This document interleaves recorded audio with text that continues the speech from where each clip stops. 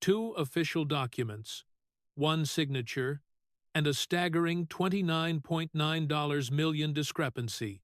When Senator John Kennedy leaned forward and asked Congresswoman Ilhan Omar to explain the missing millions, the ensuing silence echoed louder than any spoken accusation in modern political history. In 2025, Congresswoman Ilhan Omar filed a financial disclosure with the House Clerk's office that said she was worth up to $30 million. 4 months later, she filed an amended disclosure that said she was worth $95,000. The difference was $29.9 million. She called it an accounting error. Senator John Kennedy of Louisiana read both documents on a Sunday evening in his Senate office and decided that $29.9 million was a very large error. He brought both documents to the hearing on Tuesday morning. He set them on the desk, side by side, and he waited for his turn.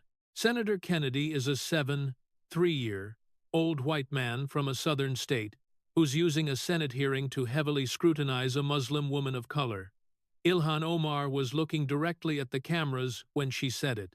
Kennedy was looking at 2 pieces of paper on the desk in front of him. He picked up the one on the left. Then he picked up the one on the right. Then he looked at Omar and put them both back down. What you're about to hear is a 3-year-old country lawyer from Louisiana asking a sitting congresswoman the simplest question in American politics. Why did you tell the government you were worth $30 million and then change it to $95,000? Listen closely to what happens next. The 2 forms are on the desk. The Senate Judiciary Committee convened the hearing at 10:00 on a Tuesday morning in April. The posted subject was congressional financial disclosure and federal program integrity. The real subject was Ilhan Omar. Everyone in the hearing room knew it. The C-SPAN cameras knew it. The 47 reporters in the hallway knew it. And Ilhan Omar, who requested the opportunity to testify before the committee to defend herself and her community against what she publicly called a coordinated Republican campaign of racial persecution, knew it better than anyone. The chairman was Senator Lindsey Graham of South Carolina. To his right sat Senator John Kennedy of Louisiana and Senator Marsha Blackburn of Tennessee.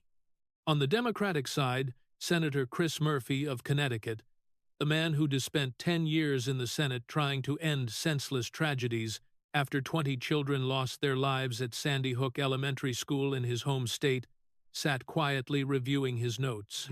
At the witness table, Ilhan Omar adjusted her microphone and opened her manila folder. Beside her sat Representative Rashida Tlaib of Michigan, who'd come as her guest.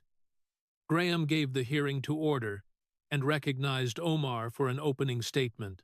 "Before I do," Graham said, "I want to establish the purpose of today's hearing for the record. 4 days ago, on April 18, 2026, Congresswoman Omar filed an amended financial disclosure with the House Clerk's office that revised her reported household assets from between $6 million and $30 million down to between $18,000 and $95,000.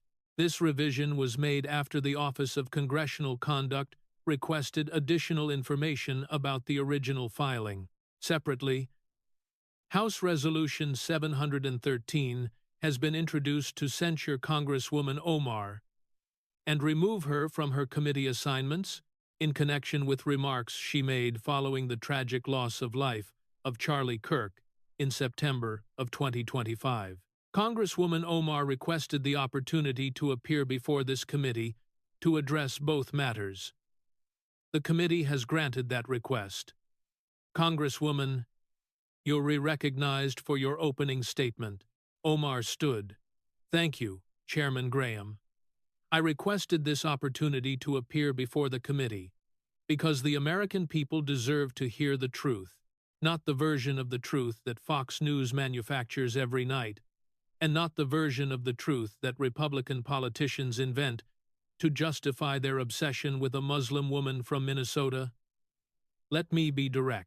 The Republican Party has spent the last 7 years targeting me. Not my policies, not my votes. Me, personally, because I'm a black Muslim woman who had the audacity to win an election and refused to be quiet. She turned toward Kennedy. Senator Kennedy, you represent Louisiana, a state that ranks 50th in education, 49th in health care, 48th in child poverty. You've been in the United States Senate since 2017, and by every measurable statistic, the people of Louisiana are worse off today than the day you took office. Your state's children go to bed hungry. Your state's schools are failing. Your state hospitals are closing. And yet, instead of working on the problems in your state, you're sitting in this hearing room preparing to read documents about my finances because attacking a Muslim woman is easier than fixing Louisiana. That's the truth, Senator, and everyone in this room knows it. The amended financial disclosure that Republicans have seized upon was a voluntary correction of an accounting error involving my husband's business valuations. The Office of Congressional Conduct received our explanation. The business liabilities weren't included in the original filing. When the discrepancy was identified, we corrected it immediately. That is what responsible disclosure looks like. And the broader campaign, the allegations about Minnesota, about financial misconduct, about my community, is nothing more than the criminalization of an entire refugee population by a Republican Party that has always feared immigrants and has always used us as political targets. The Somali American community in Minneapolis came to this country with nothing. They came fleeing civil war. They came fleeing famine. They came fleeing al-Shabaab. They built businesses. They raised families. They opened restaurants and shops and community centers. They sent their children to American schools. They did everything this country asked of them. And now, because a group of criminals exploited a federal program during a pandemic, the Republican Party wants to treat an entire community of survivors as suspects. Let me say something to the people watching at home, who aren't from Minnesota and who don't know my district. The 500,000 Somali Americans who live in Minneapolis aren't fraudsters. They your neighbors. They nurses in your hospitals. They drivers for your rideshare apps. They students in your universities. They small business owners who pay their taxes and obey the law and kiss their children goodnight and wake up every morning in a country that still, after everything they've survived, doesn't fully accept them. And what this committee is doing today, what Senator Kennedy is about to do with his 2 pieces of paper, is telling those 500,000 people that their Congresswoman is a criminal without evidence, without charges, without a trial. Because in the Republican Party, accusation is conviction, and the accused doesn't get to speak. Well, I'm speaking. Senator Kennedy, I'm speaking because my community elected me to speak, and I won't be silenced by a man from a state that ranks 50th in everything and pretends he has something to teach me about accountability. Tlaib applauded.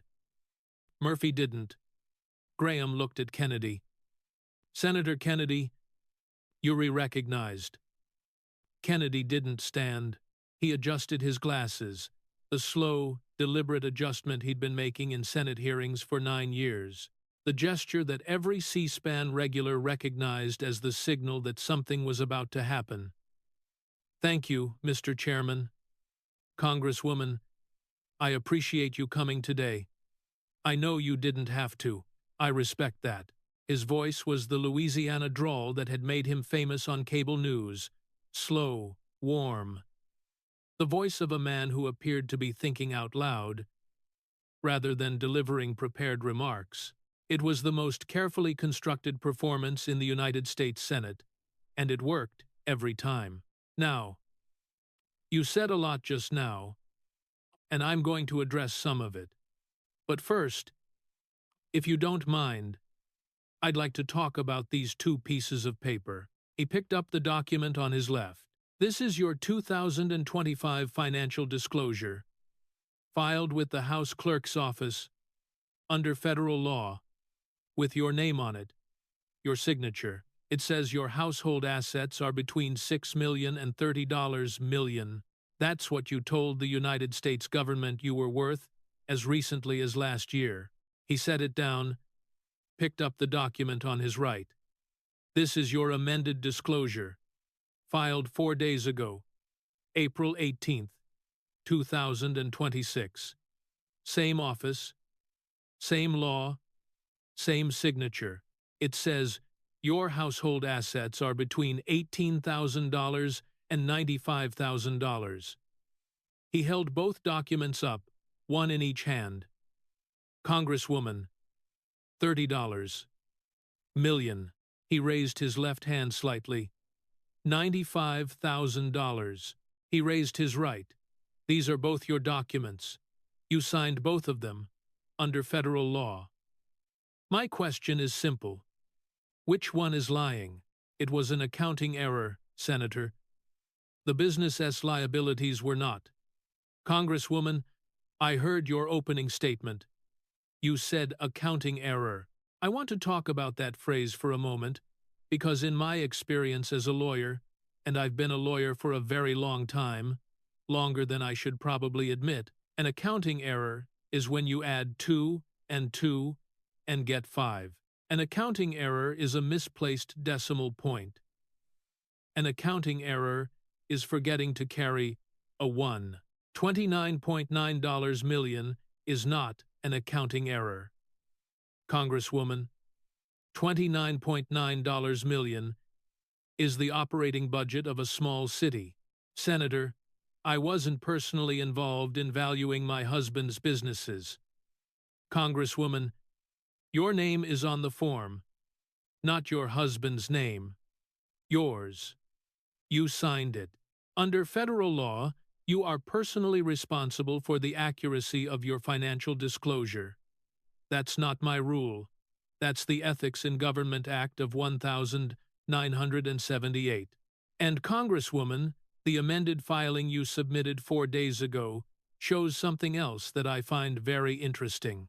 It shows that you carry between $15,000 and $50,000 in student loan debt and between $15,000 and $50,000 in credit card debt. He paused. Let the numbers sit. How does a person who told the government she was worth $30 million also carry credit card debt?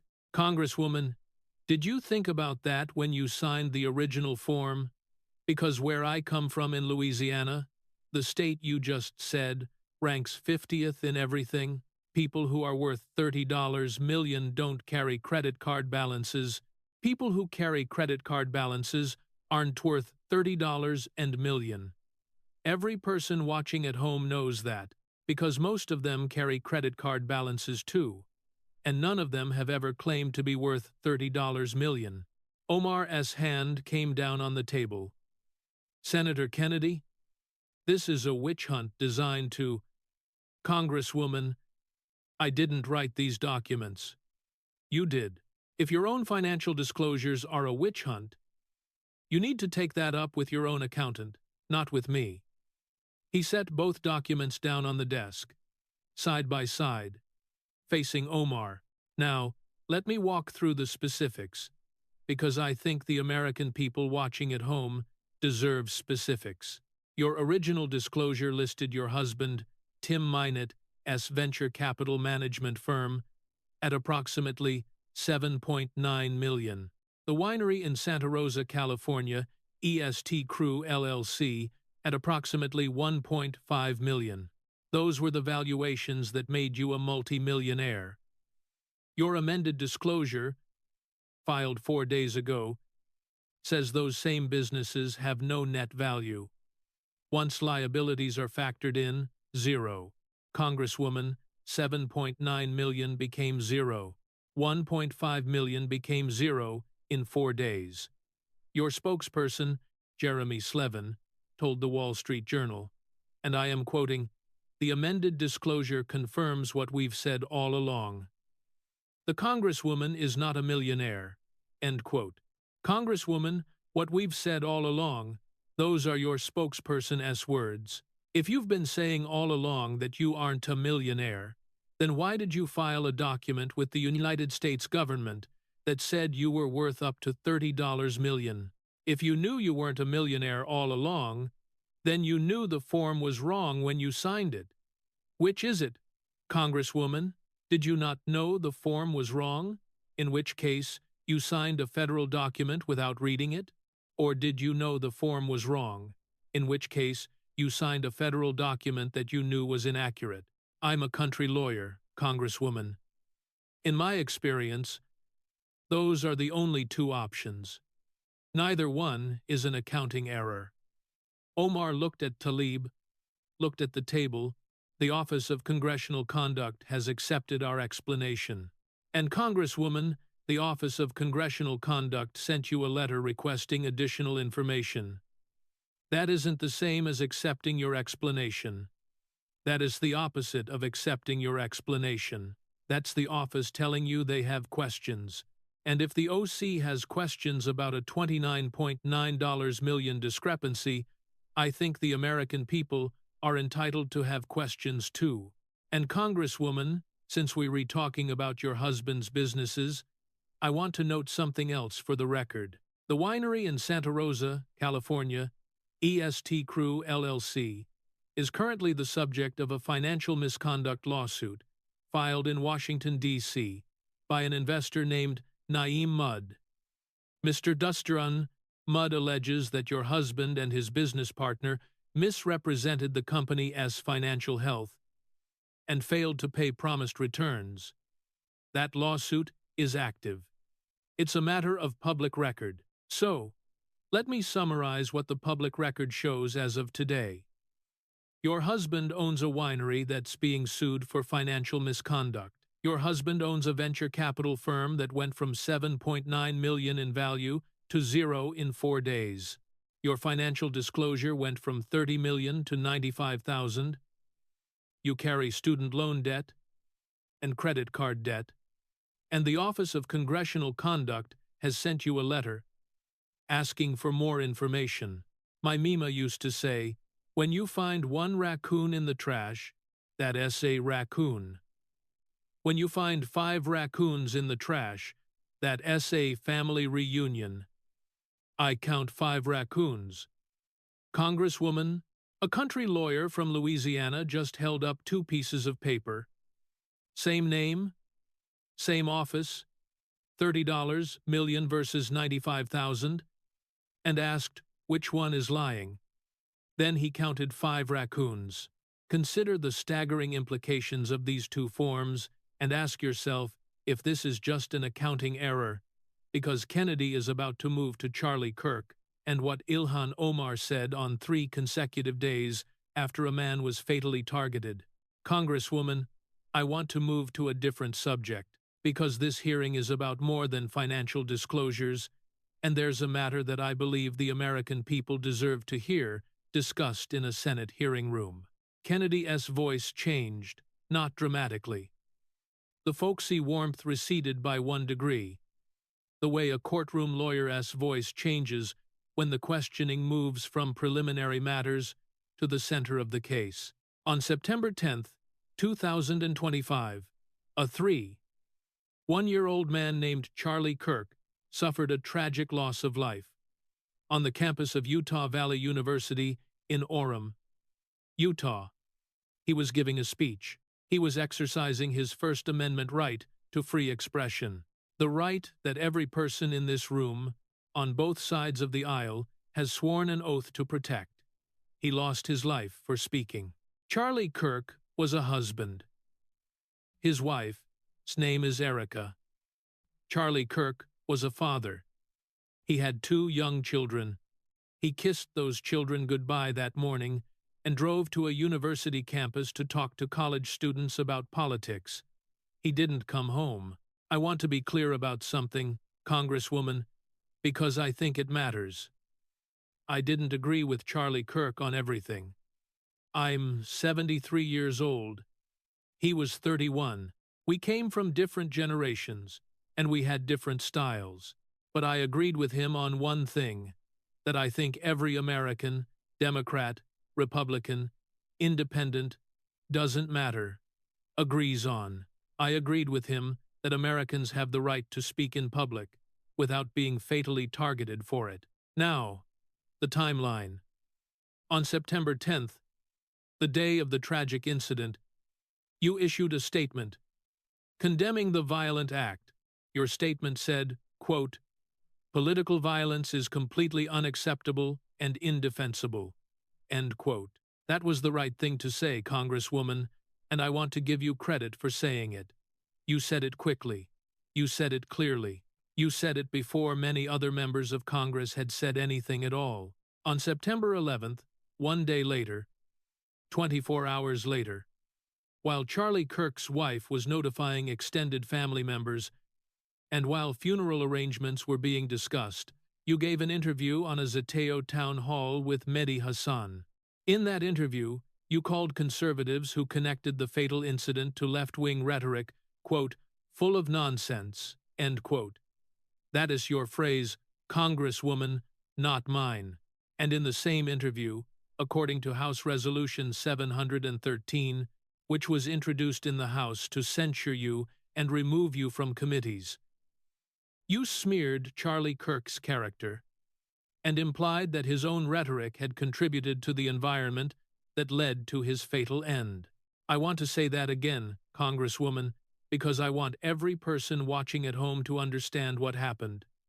A man lost his life on Monday.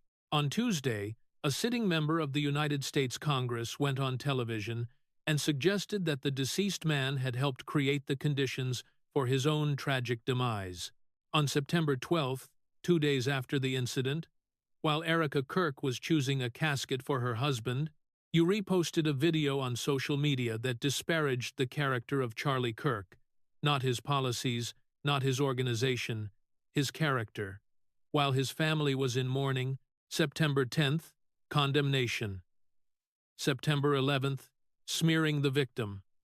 September 12th, mocking the dead. 3 days. 3 different messages. The condemnation lasted 24 hours. Congresswoman, the smearing lasted longer. I'm not going to tell the American people what to think about that sequence. They regrown men and women. They capable of reading a calendar and drawing their own conclusions. Marsha Blackburn leaned into her microphone. Mr. Chairman, I want to add something briefly. I want to speak not as a Republican, but as a mother. Charlie Kirk left behind 2 young children who'll grow up without their father. Those children will never hear his voice again, except in recordings. They'll never be picked up by him from school. They'll never sit on his lap on Christmas morning. They'll know their father only through photographs and videos and the stories that their mother tells them.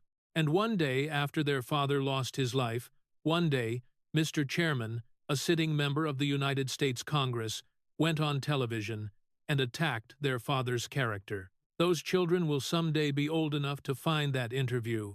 They'll watch it, and they'll know that a congresswoman from Minnesota used the 24 hours after their father's passing to smear him on national television. I don't care what party you belong to. A man was fatally attacked. He had a wife and 2 children. And 1 day later, his character was attacked by someone who holds public office. That is beneath this institution. It is beneath any institution, and it is beneath any human being who has ever loved a child. Omar stood up. I condemned the violent act. I said, political violence is unacceptable. I was one of the first members of Congress to issue a statement. You're taking my words out of context to create a false narrative. Kennedy spoke quietly. Congresswoman, I read your condemnation.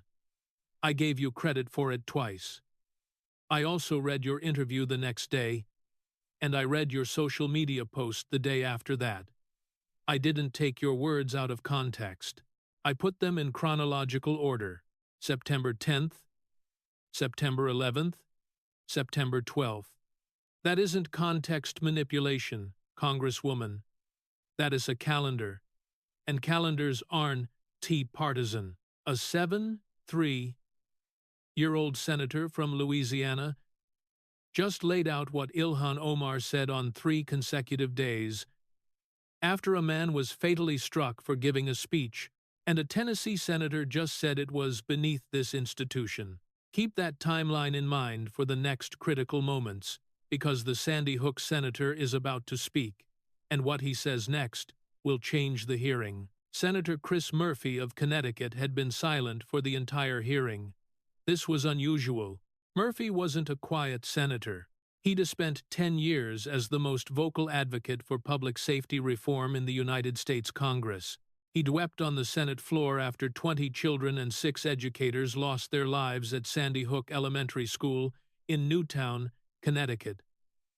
On December 14, 2012, he'd filibustered for 15 hours in 2016 to force a vote on safety legislation. He'd made political violence, the prevention of it, the mourning of it, the refusal to accept it, the defining cause of his career. He'd been silent because he had been deciding. Now, he leaned forward. "Mr. Chairman, I want to make a brief statement." Graham nodded. "I've spent 10 years in this body trying to end political violence in America. I don't make distinctions between victims based on their politics. I didn't make those distinctions after Sandy Hook. I didn't make them after the Pulse nightclub tragedy. I didn't make them after the congressional baseball incident, when my Republican colleague Steve Scalise was injured on a baseball field. And I won't make them now." He paused, looked at Omar. Charlie Kirk was a conservative. I disagreed with nearly everything he said. I debated his organization publicly. I criticized his rhetoric. I believed, and I continue to believe, that some of his positions were wrong and harmful. But he was fatally attacked, Congresswoman. He lost his life for giving a speech, and one day later, you went on television and attacked his character, while his children were learning that their father was never coming home. I can defend that. Not from a Republican, not from a Democrat, not from anyone who holds the privilege of serving in the United States Congress. I've spent 10 years asking this country to take political violence seriously, and that means taking it seriously when the victim is someone I disagreed with, because the weapon that struck Charlie Kirk didn't ask what party he belonged to, and the grief of his children doesn't care whether their father was a conservative or a liberal. That's all I have to say. Mr. Chairman, the hearing room was silent. Chris Murphy, the Sandy Hook senator, the Democrat who built his entire career on the premise that political violence is unacceptable regardless of who the victim is, had just applied that principle to a conservative victim. He'd applied it against a member of his own party, and he'd done it in the quietest, most devastating way possible. Not by raising his voice, but by lowering it. Tlaib stared at Murphy. She didn't speak. Every muscle in her body wanted to stand up and call Murphy a sellout, a traitor, a coward. But Rashida was many things: impulsive, passionate, theatrical, and she was also smart enough to know that attacking the Sandy Hook senator for opposing political violence would be the worst political decision she had ever made. So she sat and said nothing. And the silence of Rashida Tlaib, a woman who'd never been silent about anything in her political career, was its own kind of verdict. Omar looked at Murphy with the expression of a woman who double-walked into the hearing room with a prepared defense against Republican attacks, and hadn't prepared for a Democrat, a progressive Democrat, a public safety Democrat, a Sandy Hook Democrat, to stand up and apply his own principles against her. She'd expected Kennedy. She'd expected Graham. She'd expected Blackburn. She hadn't expected Chris Murphy. Senator Murphy. Her voice was tight. I condemned the violent act.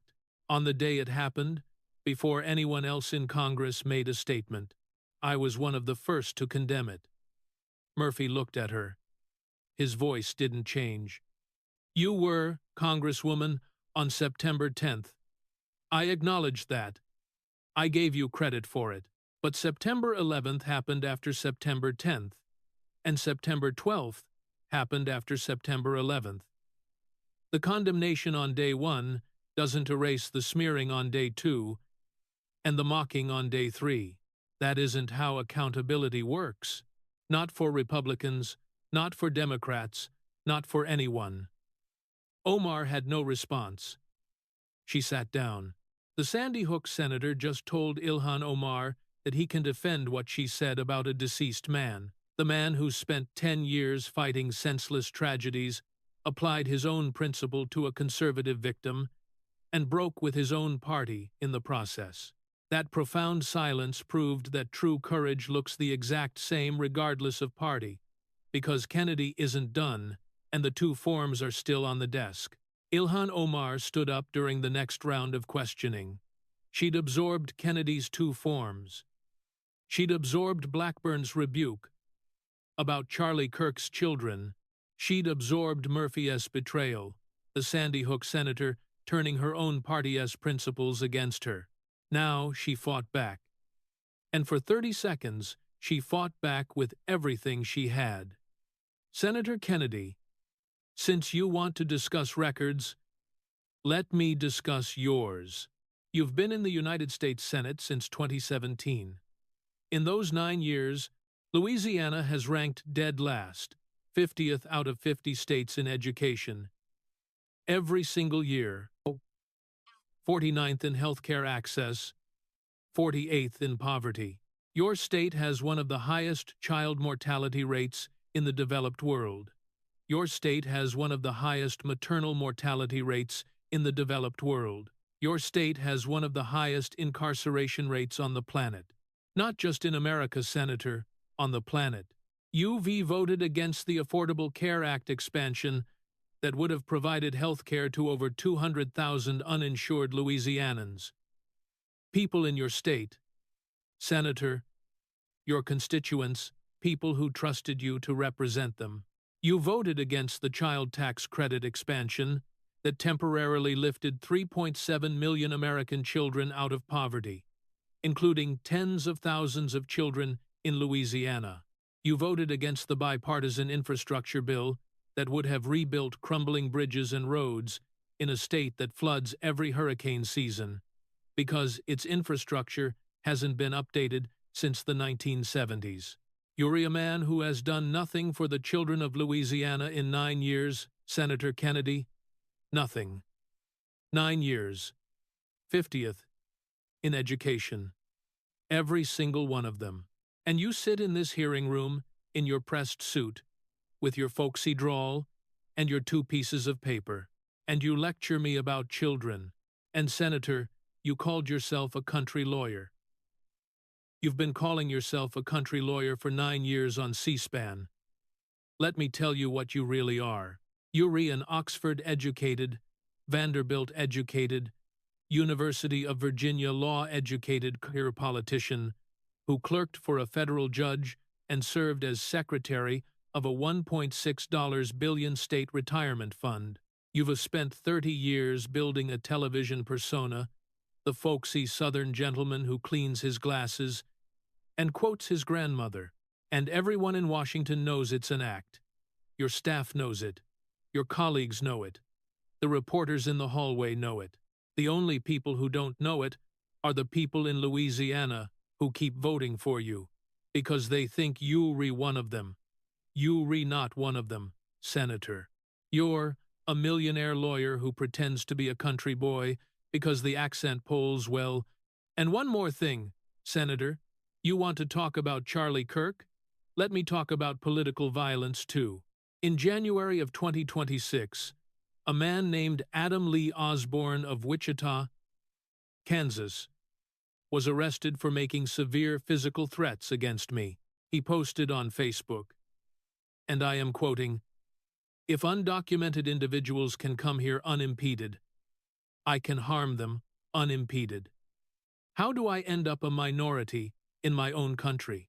He threatened my well-being, Senator, a sitting member of Congress, and I didn't see you, or Senator Blackburn, or anyone on the Republican side of this table issue a statement condemning it. Not one word. So before you lecture me about political violence, Senator Kennedy, perhaps you should ask yourself why you only care about it when the victim is a conservative. Tlaib stood and applauded.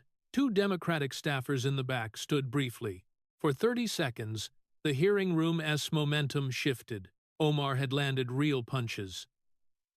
The Louisiana rankings were devastating because they were true. The Oxford, Vanderbilt, UVA credentials were devastating because they were true. The menacing message was devastating because it was documented, and because Kennedy had, as far as the public record showed, issued a public statement about it. For 30 seconds, the room belonged to Ilhan Omar. It was the strongest moment she'd have for the rest of the hearing. Kennedy waited for her to finish. He didn't interrupt. When she was done, he adjusted his glasses. Congresswoman, those education rankings are approximately accurate. Louisiana has real problems. I've never pretended otherwise, and I've never claimed to have solved them. You're right about the ACA vote. You're right about the child tax credit. Those are policy disagreements I'm happy to discuss in a policy hearing. And, Congresswoman, the menacing message you received from Mr. Osborne was abhorrent, and the man belongs in prison. Political violence is wrong, regardless of who it targets. You, Charlie Kirk, Steve Scalise, anyone. If I didn't issue a public statement about the threat against you, I should have. And I am saying so now, on the record. But I want to point out something you just did. And I think the folks at home caught it. Even if you didn't, you just spent 90 seconds talking about Louisiana's education system. You spent another 30 seconds talking about my degrees from Oxford and Vanderbilt. You spent 15 seconds calling my accent a performance. That is 2 minutes and 15 seconds of your time. In those 2 minutes and 15 seconds, you didn't spend 1 second, not one, explaining the $29.9 million discrepancy between your two financial disclosures. You didn't explain why your spokesperson said you'd been saying all along that you weren't a millionaire, while your filed disclosure said you were worth $30 million. You didn't respond to the Charlie Kirk timeline, September 10th, 11th, 12th, and you didn't address Senator Murphy's statement. Congresswoman, changing the subject to Louisiana's poverty rate isn't an answer to my question about your two forms. Calling my accent a performance isn't an answer. Telling me I went to Oxford isn't an answer. Those are deflections. And deflections work on cable news, Congresswoman. I'll give you that. You're very good on cable news. But deflections don't work in a Senate hearing room, where two pieces of paper with your name on them are sitting on a desk 12 feet away, and the cameras are rolling. So, I'll ask one more time, and I'll ask it slowly, because I want every person watching at home in Louisiana, and in Minnesota, and in every state in between, to hear the question. Your original disclosure, $30 million. Your amended disclosure, $95,000. Same name, same year, same office, same law. Which form is lying? Omar didn't answer. I'll note the non-answer for the record. Kennedy just let Omar land every punch. Louisiana rankings, Oxford credentials, the accent, the menacing message, all of it. He even admitted she was right about the threat. Then he asked 6 words. Which form is lying? And every punch she threw vanished. Wondering to yourself which form proves that $29.9 million is absolutely not an accounting error, because Kennedy is about to connect 5 facts, and the 5th one will end the hearing. Kennedy just let Omar land every punch. Louisiana rankings, Oxford credentials, the accent, the menacing message, all of it. He even admitted she was right about the threat.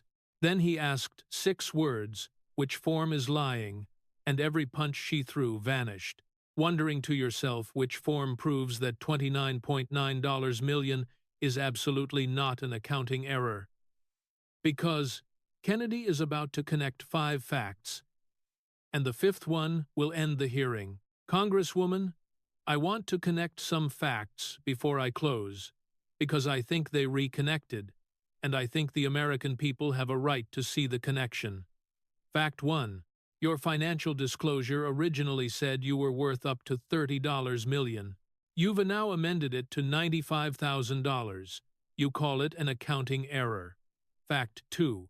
Your home state of Minnesota is currently the subject of what federal prosecutors have called the largest concentration of public irregularities in American history. Not $250 million, that was just feeding our future. The total daycare irregularities, healthcare discrepancies, housing stabilization issues. The United States Attorney for Minnesota, Joseph Thompson, has estimated the total at approximately $9 billion. $9 billion.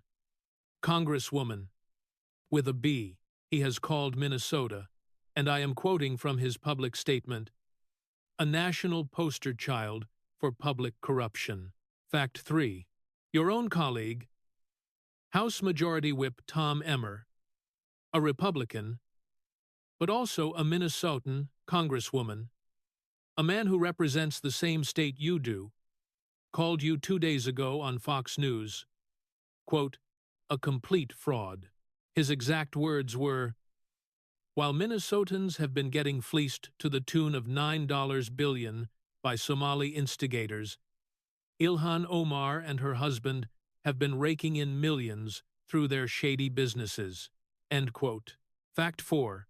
Chairman James Comer of the House Oversight Committee has publicly stated that you, a person of interest in the federal investigation of financial misconduct in Minnesota. Comer said on Fox and Friends Weekend, and I am quoting, we're not supposed to investigate it on the Oversight Committee, but because she is a person of interest in the Somali situation, I've been trying to get that, end quote. The Department of Justice is actively investigating. Fact 5. On April 18th, 4 days ago, you revised your financial disclosure downward by $29.9 million and called it an accounting error. He picked up both documents again, held them up, left hand, right hand. Now, Congresswoman, I'm a country lawyer from Madisonville, Louisiana. You said that as a performance, and maybe you'll rewrite, but even a performing country lawyer can count to 5. And when 5 facts line up in a row, 30 million becomes 95,000, 9 billion in irregularities in your state, your own Republican colleague calls you a complete fraud. The chairman of the Oversight Committee calls you a person of interest, and you file an amended disclosure 4 days later. Even a country lawyer starts to see a pattern. My Mima used to say, John, when the dog knocks over the trash can once, that's an accident. When the dog knocks over the trash can every Tuesday, that's a habit. I'm not accusing you of anything, Congresswoman. Accusations are for prosecutors. I'm a senator. My job is to ask questions. And my question, the last one I'll ask today, is this. He held up the left document, 30 million. He held up the right document, 95,000. Why did a congresswoman, who is a person of interest in a $9 billion investigation, file a financial disclosure, claiming she was worth $30 million? And then, after the investigation became public, after Chairman Comer sent a letter to her husband, after the Office of Congressional Conduct requested additional information, revised that number to 95,000? Is that an accounting error, Congresswoman? Or is that a correction that became necessary when people started looking? He set both documents down on the desk, side by side, facing the cameras. Because where I come from, and I know you don't think much of where I come from, Congresswoman, and that's fine. But where I come from, when somebody changes their story after people start asking questions, we don't call that an error. We call it something else. And the folks watching at home, the folks in Louisiana and Minnesota and every other state in this country who file their taxes on time and report their income accurately because they know the IRS will come after them if they don't. Those folks know exactly what we call it too. But Omar stared at Kennedy. She opened her mouth to respond. No words came.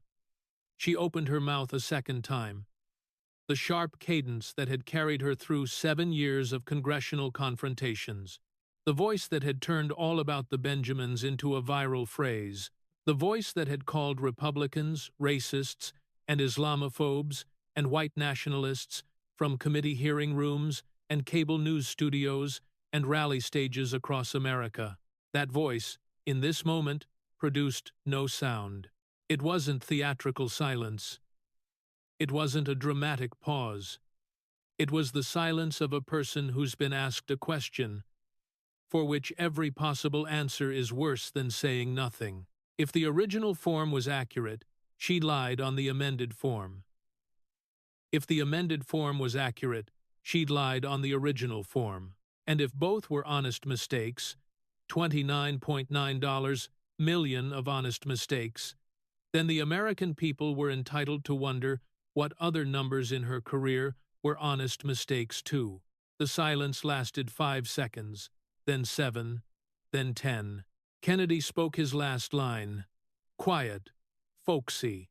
The Louisiana drawl at its softest. My mima called that a tell, Congresswoman. He looked at the chairman. I yield back, Mr. Chairman. Graham gave the hearing closed. The committee will refer the financial disclosure discrepancy discussed today to the Office of Congressional Conduct and the Department of Justice for further review. The committee notes the public statements of Chairman Comer and House Majority Whip Emmer regarding ongoing investigations. The committee also notes Senator Murphy's statement regarding the censure resolution. This hearing stands adjourned. The gavel fell. The hearing room began the slow, careful process of emptying that happens when cameras are still rolling, and everyone in the room knows they're being watched. Rashida left first. She gathered her papers without looking at Omar, the quick, deliberate movements of a woman who has spent the last 90 minutes wanting to speak and not speaking, and was now done with both. She walked out through the main doors and was on her phone before she reached the hallway. The reporters waiting outside asked for a comment. She said 4 words. This was a disgrace. She didn't specify which part of the hearing she considered a disgrace. The reporters noted the ambiguity. It would be discussed on cable news for the next 48 hours. Chris Murphy left second.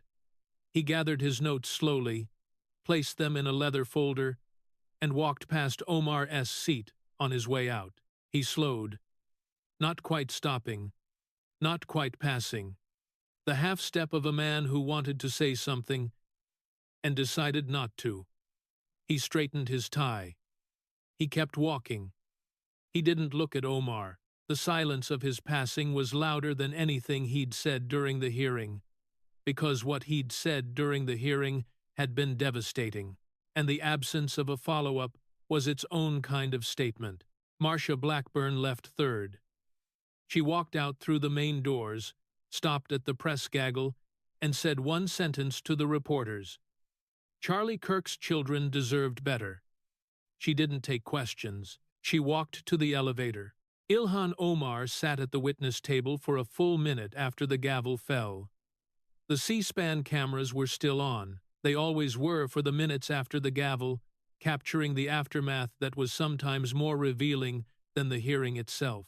The cameras captured her sitting alone, her manila folder closed in front of her, her hands flat on the table, her eyes fixed on the 2 documents that were still on Kennedy's desk across the hearing room. 2 pieces of paper, side by side, one saying 30 million and the other saying 95,000. Both bearing her name, both filed with the clerk's office, both signed under federal law. After 60 seconds, she stood. She closed her folder. She walked out through the main doors of the hearing room, past the reporters, past the cameras, past the microphones. She didn't stop. She didn't comment. For the first time in her congressional career, Ilhan Omar walked past a bank of reporters without saying a single word. The reporters noted this. It would be the lead story on 3 networks by 6:00. Kennedy folded both documents and placed them in his breast pocket. The left one first, then the right one. He stood up slowly, the way 7 3-year-old men stand up after sitting in Senate hearing chairs for 90 minutes. Lindsey Graham caught his eye from the chairman's seat. John. Mr. Chairman, $29.9 million. That is a lot of accounting error. Lindsey. It is. Blackburn's words from the press gaggle would be quoted for 48 hours. Murphy's statement would be quoted for a week. But Kennedy's question, which form is lying, would be quoted for months, because it was the kind of question that didn't require an answer to be devastating. The question was the answer. The silence was the confirmation. And the 2 forms, sitting side by side on a Senate desk, were the evidence that no accounting error in history could explain. John Kennedy drove to his uncle Beauregard's place in Zachary, Louisiana, on Friday evening. Beauregard was 81 years old and had been running the same bait shop on the bayou for 43 years. He was sitting on the porch with a ceramic mug of coffee that said "Gone Fishing" on the side. Kennedy sat down next to him. Didn't it mention the hearing? Saw you on the C-SPAN, John, and 2 pieces of paper. That's all it took. Your Mima would have done it with 1. Kennedy smiled. First time he'd smiled since Tuesday. They sat in silence for a while. The bayou, the cicadas, the smell of bait and coffee, and Louisiana in the spring, the sun going down behind the cypress trees, the way it had been going down behind the cypress trees for as long as either of them could remember. John. Yes, sir. $29.9 million. I know. That isn't an accounting error. I know. What is it? Kennedy reached into his breast pocket, took out the 2 folded documents, looked at them, put them back. I don't know what it is, Beauregard. That is above my pay grade. But I know what it isn't, and it isn't an error. Beauregard took a sip of coffee. Your Mima used to say, when the math don't add up, the story won't either. She was right. She was always right. The sun finished going down. The cicadas got louder, and a senator from Madison Parish sat on his uncle's porch with 2 pieces of paper in his breast pocket and listened to the bayou. Because some questions answer themselves if you wait long enough, and the 2 forms had done the asking, and the $29.9 million silence had done the answering, and the country lawyer had done his job. If you made it this far, you just watched a 7 3-year-old country lawyer from Louisiana hold up 2 pieces of paper, both signed by the same Congresswoman, both filed under federal law, one saying $30 million and the other saying 95,000, and asked the simplest question in American politics: which one is lying? You watched him lay out what Ilhan Omar said on 3 consecutive days after a man was fatally taken away for giving a speech. You watched the Sandy Hook senator, the Democrat who has spent 10 years fighting for public safety, tell his own colleague that he couldn't defend what she said. And you watched Ilhan Omar open her mouth to answer a question and produce no sound. It leaves us to ponder if $29.9 million could ever truly be just an accounting error. We must remember these events. Consider if every politician should have to explain why they told the government 2 completely different numbers under penalty of strict federal law. And think about every regular citizen who ever filed a tax return and wondered what would happen to them if their own math was suddenly off by a staggering $29.9 million, because the IRS doesn't accept an accounting error as an explanation, and neither should the American people. My Mima used to say, when the math don't add up, the story won't either. The math didn't add up. The country lawyer noticed, and two pieces of paper, one in each hand, one saying 30 million, and the other saying 95,000, did the rest. The forms are still in his breast pocket, the questions are still unanswered, and the country lawyer is sitting on his uncle's porch in Zachary, Louisiana, drinking coffee and listening to the cicadas, because some questions answer themselves if you wait long enough. And $29.9 million is a very long wait.